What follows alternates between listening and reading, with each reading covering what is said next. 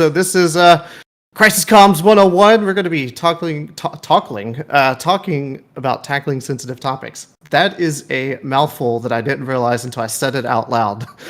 So it's going to be great, guys. But I guess just to kick things off, so I am Blane Humphries. I'm an account supervisor at TriplePoint PR. It's a games and tech PR agency. I have nearly a decade of experience in games, both AAA and indie, as well as expertise in corporate and product communications. But before this, I freelanced as a games reporter, where I was receiving all of the pitches and press releases from PR. And you really kind of get an inside perspective when you transition like that. But with me, I have Mr. Michael Brown and Kimberly Starks, who I will let introduce themselves. Sure, so I'm Michael. I am the founder and CEO of Vicarious PR and also of V Publishing. I have a bunch of experience in both marketing and PR for video games and tech. I have ran crisis communications for several high-profile AAA companies over the past 5 years. And yeah, I think I know one or two things about being in a tight spot. Well, good afternoon, everyone. I'm Kimberly M. Starks, accredited public relations practitioner and principal consultant of the specialist communications firm Blue Scorpion Reputation Management. We focus on the CEOs of the video gaming studios and carving them out as subject matter experts. Cool. All right. So I guess to really kick this off, we really got to set some ground rules. Like those could really teeter on the edge of actually discussing sensitive topics. And we really got to be careful with how we do this. So we're going to respect all of our clients' confidentiality. Sure, some examples may come up, but we are going to try and avoid calling out any specifically by name.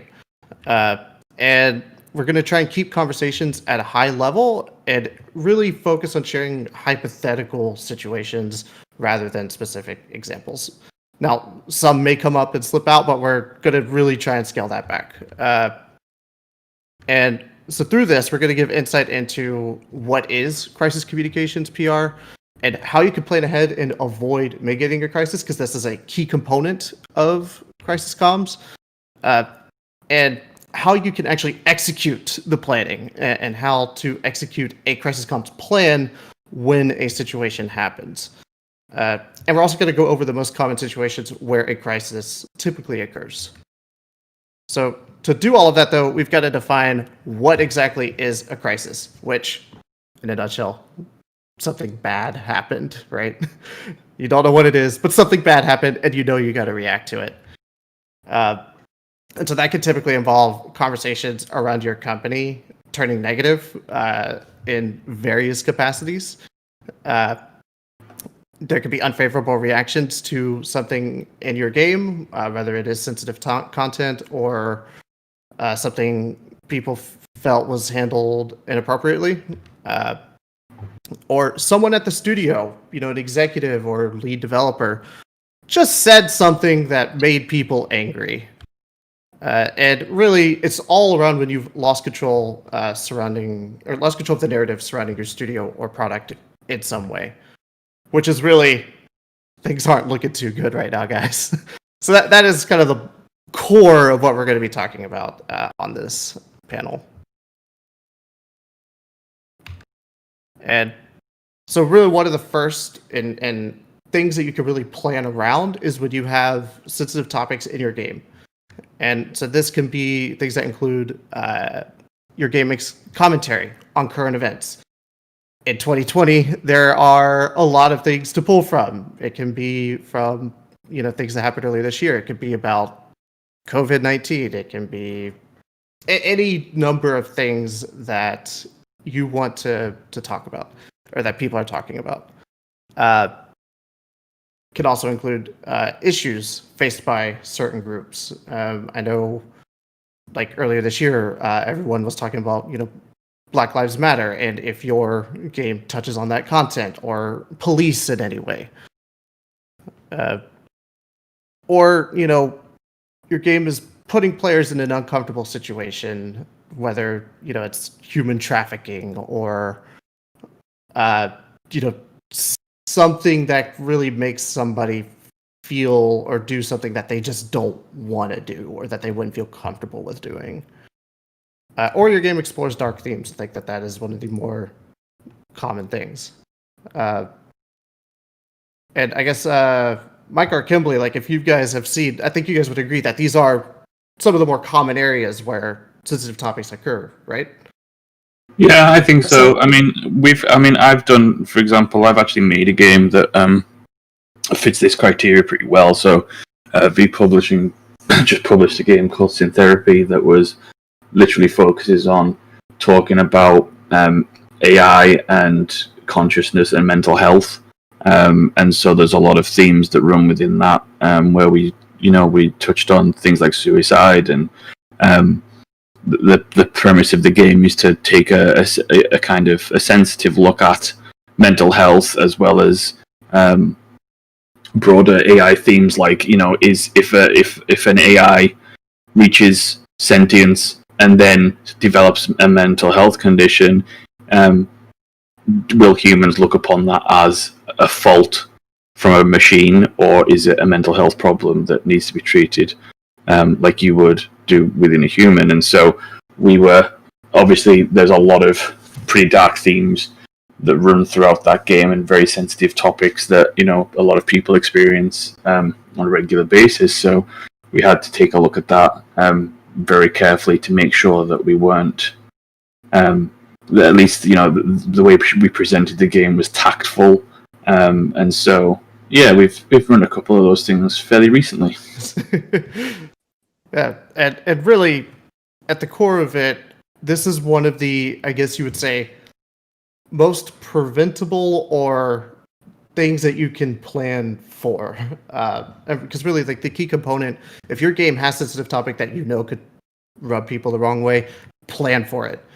Like, even if it doesn't happen, you want to have that plan in place in case it does. Or, you want to prepare messaging in advance of it. So, lead with it. Like, go out ahead of time and say, like, my game will touch on these topics. And make sure you talk about it in a way that shows understanding and empathy towards the groups that may be affected by it. Because being blindsided by something sensitive in your game will create more of a backlash effect. Whereas if you went proactively out with it. And a key component of doing this is knowing, specifically with press, who to share this information with, because you want them to be the ones to carry your message and to do it in the way that you intend, in the way it should be communicated. So, if there is a reporter who has a certain topics that they like talking about and they like seeing games tackle sensitive topics strategically, then you want to definitely lead with them, and especially if it's somebody who is respected at large within the industry. Yeah. I'd like to add to that in addition to whoever the point person is that talks to that reporter, that your team, they don't work in silos, right? So having that messaging, your team, just in case, you never know who may be communicating with one another. You just want to make sure that messaging is across the board the same, so that it's not just that one person, but everyone on the team has that understanding and they have that same messaging.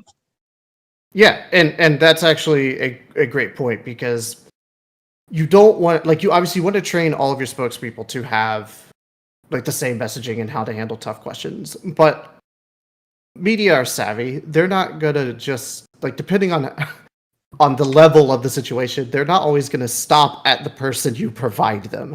They'll go on Twitter and ask other people. And if anyone along the chain of command says something counter, then that becomes your headline. Yeah.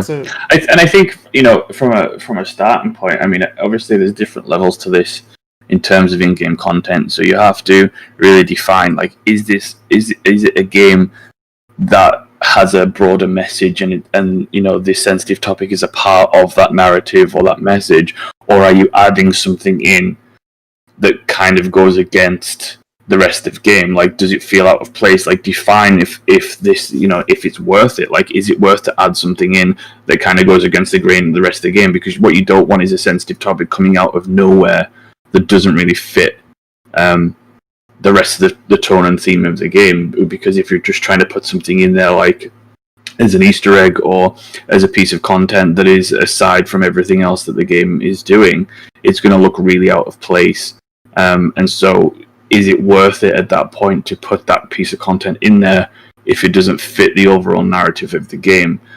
If the game is, or if it does fit, then obviously you have to think about testing as well. Like, part of the planning should be to really identify how this comes across to people, because when you're developing a game, you can really live in a bubble, and you can think something is, a piece of dialogue or something like that is written well, and then it can go out to the world and people go, "That was god awful. What are you doing?" And so, being able to test that internally is going to be really, really important. And there's a couple of ways that you can do that. I mean, focus groups work really well for that kind of thing. And then if it's a topic that is very, that has repercussions in different fields such as mental health, then you can ask charities, mental health professionals, that kind of thing, to come and take a look and get their advice and seek advice from professionals and experts who know the topic very well, to be like, what do you think of this? How can I improve this? And how can I get this message across well that, it doesn't cause problems? And that's not to say that, some sensitive topics don't cause problems no matter how tactfully you do it. But I think, you should avoid just going into a sensitive topic or something that can potentially be controversial and not ask for, expert opinions and outside help, because the worst thing that you can do is, have horse blinders on and go in and then it becomes a situation that you hadn't planned for simply because you didn't take the appropriate time to test it out. Yeah, I would agree with that. Having an ombudsman, if you will, and to your point, Michael, focus groups as well are really good in determining whether there's something that needs that extra attention or not. And I would also say during that time of development, having that foundational conversation as to making sure that whatever is being put out there, that you stand firm on that, because you don't want to get called to the carpet by a reporter or a specific group, and then you're walking back, well, we didn't mean to do that, or something along those lines. and to that point about experts, depending on you can actually sometimes form a relationship with the expert and then pitch them in on an interview with your developer to talk about the content and how it is portrayed in the game, which really adds a layer of credibility and strength to your message. An example of this is the board game Pandemic in 2020 has had doctors play the game and reference it within 2020. And that has worked out tremendously well for that game. And I could say this because I kind of did that. So, but, that is a case where sensitive content, like talking about a board game called Pandemic in 2020 is a very sensitive issue. But when you have the strength of experts and doctors playing it with you, then it becomes a good thing rather than a thing that you were trying to capitalize on. And that's really sort of a key component to messaging sensitive topics or handling sensitive topics in the game. And another core component of this is telling your PR team early that this is going to come up. Because the PR team doesn't want to be blindsided whenever, in the middle of an interview and a spokesperson alludes to something in the game that you had no idea that was coming. Because, we're only as good as the information that is provided to us, and we're not the developers. So we would need to know what's coming so that we can plan for it and also target and message appropriately. So I guess then that. So another key area where a crisis could come up is when you want to make commentary on a broader topic, something that's not necessarily tied to your game, but about the world at large. And some of these could include like political discussion in the US.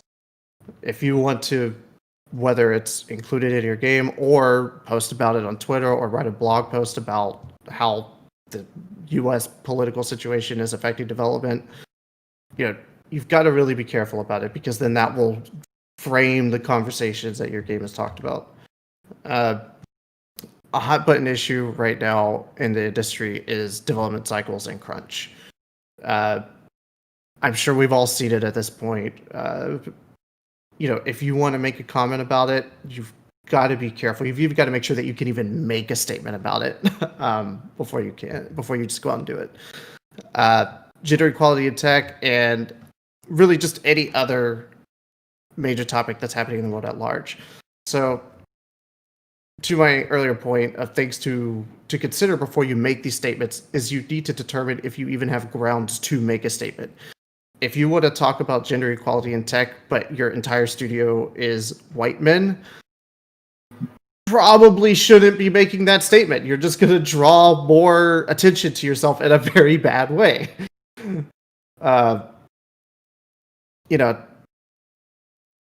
It really, before you go out and make these statements, you've got to discuss internally, because a lot of times, like, I know it's hard to tell everybody in the studio, and sometimes you can't always tell everybody in the studio what it is you're going to talk about, but your studio is going to be, or the people who work at your studio are going to be like associated with the statements that you make. And they should be aware of it, so that, to our earlier point of making sure everyone is trained on messaging, you don't want to put out a statement and then have somebody internally say something counter to that, because that will backfire. And you really want to make sure you are consulting with the appropriate groups. And most importantly, make a meaningful statement. And this is something that we saw a lot earlier this year, where during Black Lives Matter, everybody was saying they supported it, but there wasn't as much of a way to show it. And to really add meaning to it, it's something like donations, or how you are going to show you are doing the things that you were saying you're going to do, whether it's like employee sensitivity training or updating your corporate responsibility documentation. There are things you can do that you should do to make the statements meaningful and impactful, and not that you are jumping on a bandwagon. And there's also some analysis that needs to happen on whether or not, like, I guess why you're saying it, and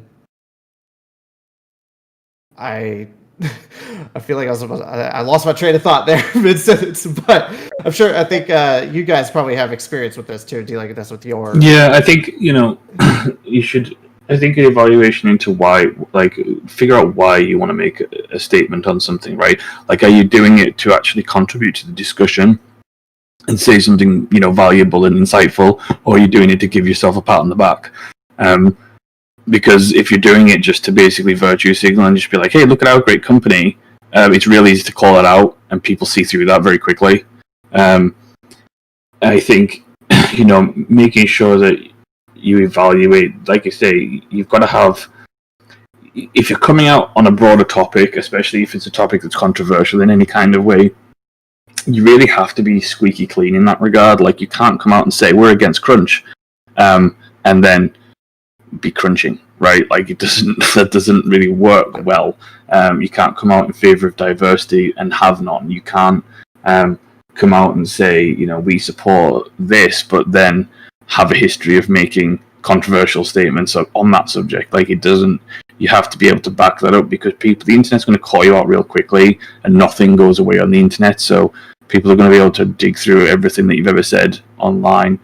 And you've also got to make sure that you don't have a leaky ship as well. So it's no good the higher end management saying, we're in support of this, this is our views on this, and this is what we support, but then having multiple people within the company tweet out opposing counterpoints about that, and being in a situation where you're almost fighting an internal battle on Twitter with your own company employees. So you really have to define carefully like why you want to enter this discussion, because as much as you may feel like, oh, I just want to contribute to the discussion and try and share some light on it, it's, people are going to shine a spotlight on you.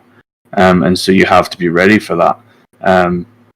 And my personal philosophy is, I think it's good to support, movements. I think it's important for companies to support movements that need supporting, especially when it comes to things like civil rights and things like that. But at the same time, you have to make sure that you're not just blowing smoke, and you're actually, showing and not telling.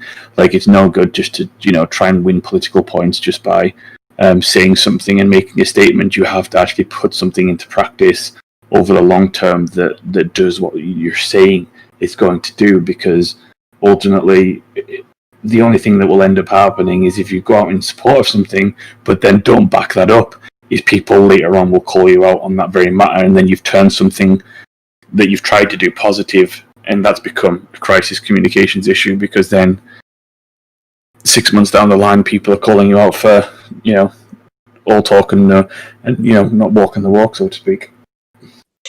And I'd like to add to that this year, 2020, has allowed for an opportunity for game dev studios and companies to really take a look at all of the events that have happened collectively and specific to the industry just being in the moment and being reactive when something happens, and then saying, oh, we need to prepare a statement because that's what everyone else is doing, or we need to react because, company A has done the same thing. Now is the time to really take a look at everything that has happened and to do an environmental scan and create a plan. What is it that your company stands for? What is it that your company is doing to evolve and accelerate itself as it relates to these specific matters, so that if and when something does happen, that you're prepared and everyone across the board knows where the company stands, so that you're not making a knee-jerk reaction or being felt where you need to respond for the sake of responding. Right. And to that point, I think once you put the statement out there, and then if later you come counter to it, that not only is the internet going to drag you, but so are reporters. That will surface in any news coverage about your game, any reviews about your game, any editorial content about your game, and even content creators will sometimes call this out too. So it really becomes an anchor, and you don't want to be in that situation. So there's just a lot of things you've really got to consider and think about before you go out and make a statement. And we get it. Like, there's a lot of pressure sometimes to make a statement. It's almost like if everyone's making statements and you're not, that is silence compliance. Well, and the answer is no, but like, it's easy to get caught up in that moment. But just take a step back, figure out what you want to say, why you want to say it, and then making sure that you actually follow through with whatever it is you're saying. I mean, that's all important stuff. So true. It's the follow through. I'll tell you, we received a number of phone calls from game dev studios wanting to receive advice, and we ourselves have received phone calls wanting to make a statement. externally on the Black Lives Matter movement. However, again, if your company hasn't really had the conversation previously, or have not done anything previously as it relates to diversity and inclusion, then the best thing is to be proactive rather than reactive, because it really could come back and bite you down the line. So, and I guess one of the other forms of crisis comms, and this is the one that I think everybody has seen happen in the public sphere in some way, shape, or form, is the more immediate publisher and studio level reactions to something. And a lot of this is something like your high profile developer quit, or your someone is leaking internal information on Twitter or to an anonymous source on Reddit that then hits, PC Gamer or IGN. More recently in 2020, your game is getting delayed. Or, team members were accused of something. And really, whatever the case is, there's just a lot of negativity surrounding your game and studio. And we've all seen this play out very publicly. We don't need to get into specific examples, but you generally know when this happens, and it really puts pressure on the PR team to respond to it and to respond to it quickly. And everybody wants to see people react to things quickly. And really, before you even consider responding, you've got to talk to legal first. Like, what can you say before you say it? Because there's the whole. This drives PR people wild, but there's like the whole court of public opinion versus court of law, and the legal team doesn't always care about what PR wants, but there's a reason for it, right? And so you really got to figure out what you can and can't say, and then plan around that and do it strategically. Or determine if you even should make a public statement, because a lot of times making a statement adds credibility to whatever the accusation or the leak or whatever the thing is. And if it's happening in some far off corner of Reddit, then you can probably just ignore it and let that group kind of theory craft around whatever the thing is. Assuming it's not something major, but if it's like a leak or delays or what have you. I'll speak to that, Blane. One of the things that I always advise to consider is if something of that nature happens, determine the reach of the person who is putting that out there, the influencer or person themselves. There are a number of things to consider before responding. Because there is a knee-jerk reaction to respond, but you do have to consider who is spreading the message and how far you think that message will go before that issue actually turns into a crisis. Yeah, absolutely. Yeah, I think so. I think there's a couple of points on this. I think you have to determine the severity. You have to determine, how sensitive the topic is. You have to determine, how big is this going to spread? Is this guy on some blog saying something that like 3 people are going to read, or is this something that's going out to like hundreds of thousands of people? There have been many times when we've done crisis communications where my advice to people has been to not say anything, because sometimes saying something can just add fuel to the fire. It can add, credibility to the accuser or whatever it may be. It can sometimes turn a non-story into a story just by responding, instead of just letting it blow over. Obviously, you have to consult with legal, and on top of that, it's important to make internally, and this is something that my company does with our clients. We at the very start of setting up our crisis communications, we have essentially a chain of command whereby you go through the process of the chain of command, and then there's always the top end to someone who's going to make that final decision. So that allows you to get through this approval process very quickly. And so you have to decide who's going to make the decision to make a statement or not, because what you don't want to happen is for a crisis to occur, and then the PR team and the legal team, nobody knows who's making any decisions. Are we saying something? Are we not? And then there's all this internal communication. And by the time that someone's stepped forward and said, "Hey, let's do something about this," it's too late to salvage the situation. And so you have to make sure that you've got a very clear plan internally about if something bad happens. PR meets with legal, forms a statement, and then advice. And then you meet with, we usually have like a crisis team that will meet straight away and will decide, and PR will offer his advice, legal will offer its advice, and then the head of the crisis team will then make a determination on whether we're actually going to respond or just see how it goes, or give it 2 weeks and we'll meet again, that kind of thing. So it's important to have that internally because you don't want to get caught without having a very clear system of approval for that, or else if a statement does need to be made, it might be made way too late due to death by committee. I'm sorry, Blane. Go right ahead.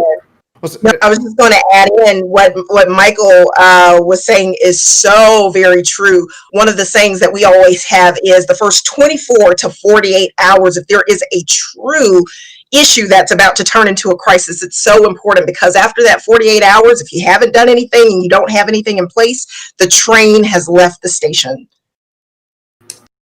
Yeah, that is absolutely true, and because you've got to be nimble and quick about it, but you've also got to respond in a meaningful way, and also consult with legal and make sure it fits within their parameters, and and part of that crisis planning, whenever you're figuring out what to say, you also got to figure out who is going to say it and who's going to be attributed to the response, and depending on the situation would depend on who that person would be.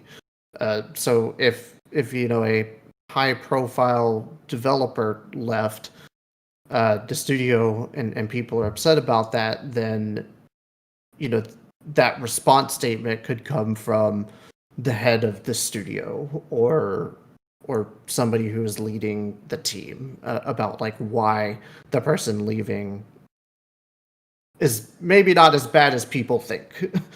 Or if you have a new replacement coming in to fill their role, maybe the statement comes from them about what they are going to be adding to, or what they're bringing to the table with the project. So really being able to respond meaningfully and quickly, but also knowing who is saying it, are all pieces of this puzzle. And really, a key component of this is to not lie, which is also really important to say, because lies are just bad, and they tend to generate more crisis later. So just don't do it. And I think that's something we can all unanimously agree on. But so let's say things went bad. Now what? You're in a crisis and you don't know what to do. Well, most immediately, like we were saying before, don't react with a knee-jerk response, because that will almost always backfire. Take time, take a step back, look at the problem, and craft a meaningful reaction or statement or response. And really, the moment something could be happening, bring in the PR team. Let them know. You don't want something bubbling in the background for weeks or months, and then PR gets kind of thrown into the middle of it without that context. Like we really need to know what's coming or what is happening, so we can serve you best. Like I was saying before, align everyone on messaging, because later down the road, when after you get through the crisis, and you're still going to want to promote your studio and project, you're going to have interviews with press, and they're going to inevitably ask about the situation, the crisis situation. So you want to make sure that everyone is up to date on messaging and that they stay up to date on the messaging in case, just in case it comes up later. And you want to really show the steps that are being taken to address whatever the problem is. And there is a degree of, I call it strategic transparency versus radical transparency, because gamers don't need to see everything that's happening behind the scenes. They just want to feel included in some capacity, or like they're not being left out. So there's a certain degree of transparency that is definitely more strategic rather than showing them everything. And really, to our earlier point, is you want to identify the media who are going to be willing to listen to your response and to whatever messaging you're putting out there, and then tackle it. So even if you can, after you give your statement and you feel that there is more that you can do, again, very dependent on the situation, you can look to set up interviews with your best spokespeople to further elaborate on the things that you were doing or why the issue may not have been as important or significant as it was being made out to be. It's not something that we would recommend with every situation, but depending on how bad it is, this is a good strategy. And really, like we were saying before, be prepared to answer questions about whatever the situation was throughout the remainder of your campaign. So, if you had a situation happen a year ago, but people still remember it, it's going to likely come up. It'll either surface in coverage, or if you haven't really talked about it since it happened, it'll come up as an interview question at some point.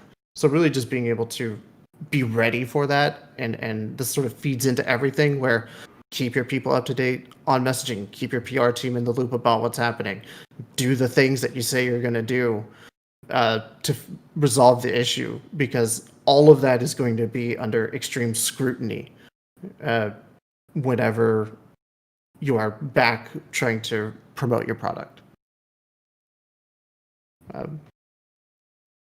Guess does this all make sense to you guys?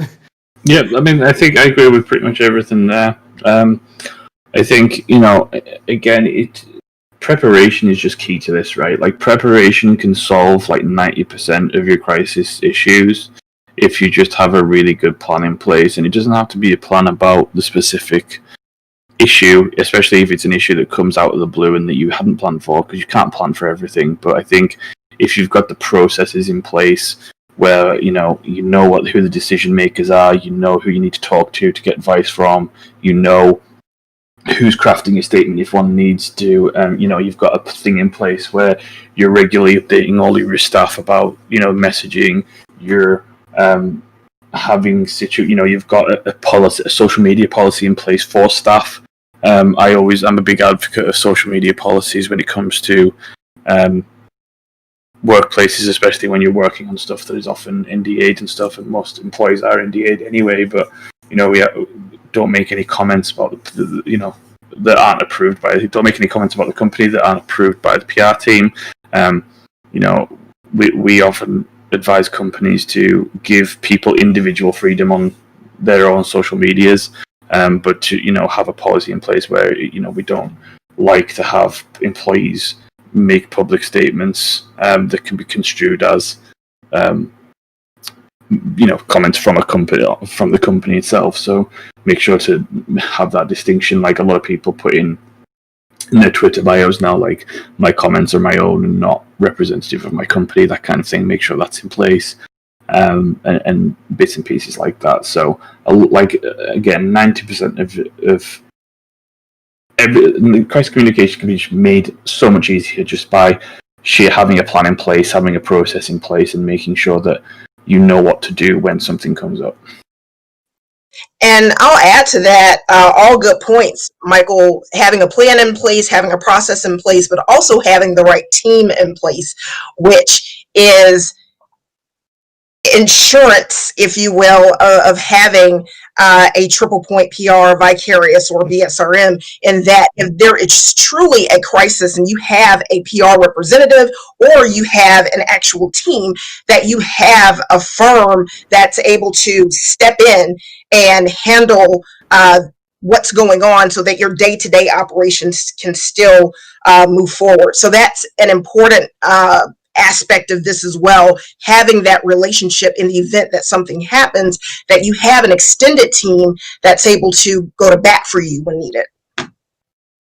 Yeah, and there's always a component of crisis comms that has an effect on your team, because it can be extremely demoralizing to see people just, talking crap about your project for time on end. So the PR team can really help turn that situation around and look at ways to mitigate the problem in a way that leads to a positive outcome, which also has benefits on the studio at large. So there's really, like I said, like the core component of all of this is just planning and keep your PR team in the loop so that we can do all of these things and help you get back on the right track. So just to quickly recap, because I know we've got over a lot of really in the weeds information. So just to recap the key components of what we discussed is, at large, most crisis situations can be avoided with proper planning, or they can be turned around quickly with proper planning. And really, you want to be as transparent as possible with your PR team from the very beginning. You want to proactively craft careful messaging around sensitive content that you know is in your game. And absolutely train all spokespeople on appropriate messaging surrounding sensitive topics and surrounding whatever the crisis situation is or could be. And typically, and most PR people do this by default, is we have a core group of media and content creators that we work with pretty regularly that we know will carry your message, so that when these situations come up, we are ready to hit the ground running and really turn things around. And really, like, just make whatever response or statement you are or interview you are giving be meaningful and show real effort that shows that you are addressing the situation, whatever it is. And whatever you do, don't give a knee-jerk reaction if faced with a bad situation, because that does backfire always. I think that really covers this at a very high level, unless you guys have anything else you want to add. Yeah, I mean, I also think it's important to note that, not all crisis communications are like big things. Like, it doesn't always have to be, your executive was accused of sexual harassment or something like that. It can be literally as small as somebody on Facebook, a player on Facebook saying, like, say for example, you're making a 2D pixel game, right? It can be as small as somebody saying, hey, that looks like Hyperlife Drifter plagiarism, ? Even though it's absolutely not. You're just making a pixel art game and it looks like other pixel art games because it's pixel art. It can be as small as that, right? And you have to be able to identify if that's going to be an issue going down the line. You have to be identified, should you respond to that comment? How are you going to respond to that comment? Are you going to say, no, it isn't stupid, and come off like that? Or are you going to say, oh, well, I really appreciate that you think our game looks like one of the best games out there, but no, it's just pixel art. We do all ourselves. It can be as small as that. Like, there are multiple layers of this. This isn't always just, you have to be, crisis communications is about how to respond to negativity in general, and it doesn't have to be some, world-ending thing. It can be, as simple as just interacting with players, interacting with customers, or interacting with other companies at times. And so it's always good to have a plan in place for at least a process in place for how you make those decisions, how you make those determinations, and having a PR team in place or someone at least that you can go to get that. Yeah.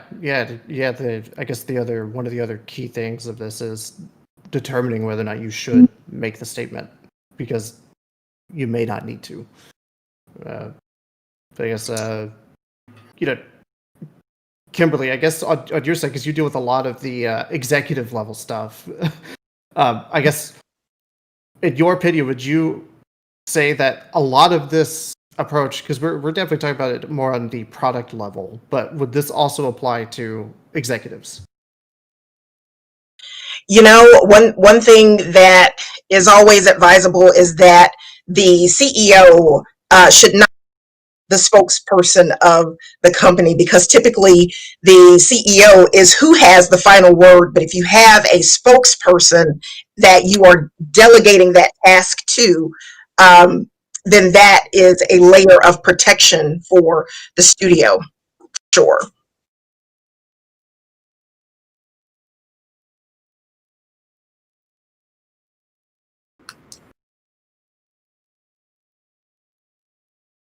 And we have a related question from the YouTube chat.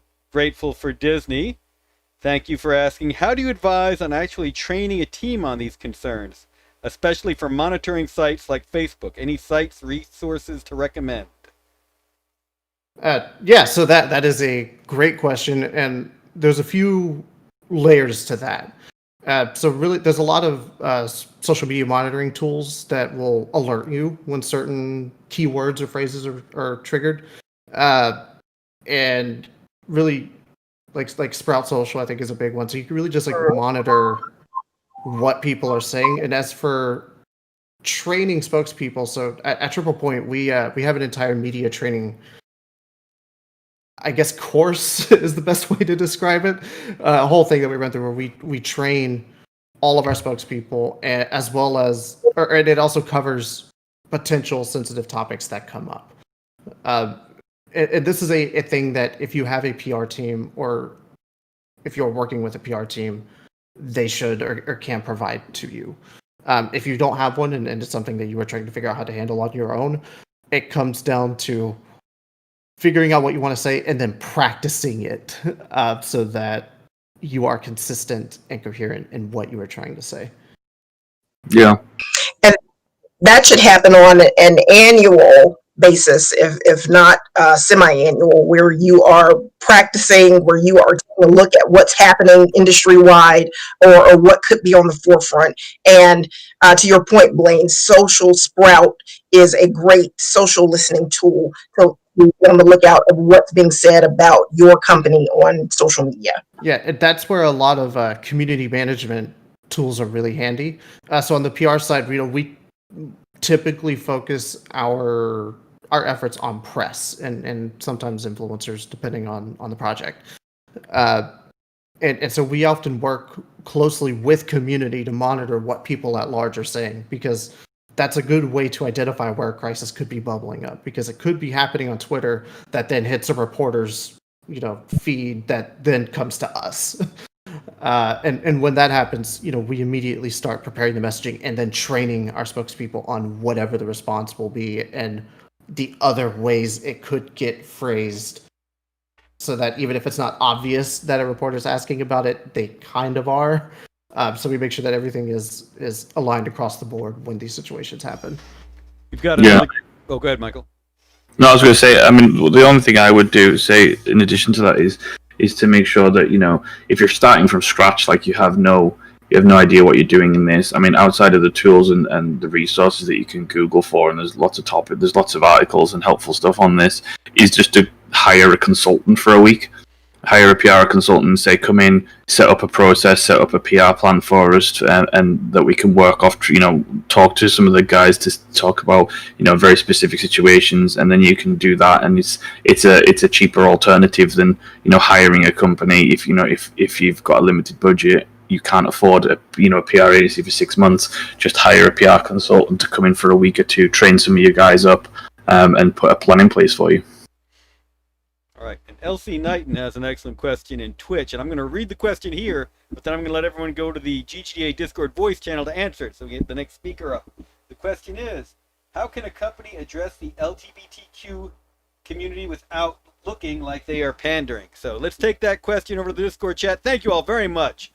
Great presentation today, lots of great information, and invaluable lesson, especially in an industry where after yesterday's Ubisoft issues, people were thinking that maybe even Ubisoft had pulled a hoax to promote games. So we've got that bad a reputation. Let's go ahead and make sure we repair it across the board.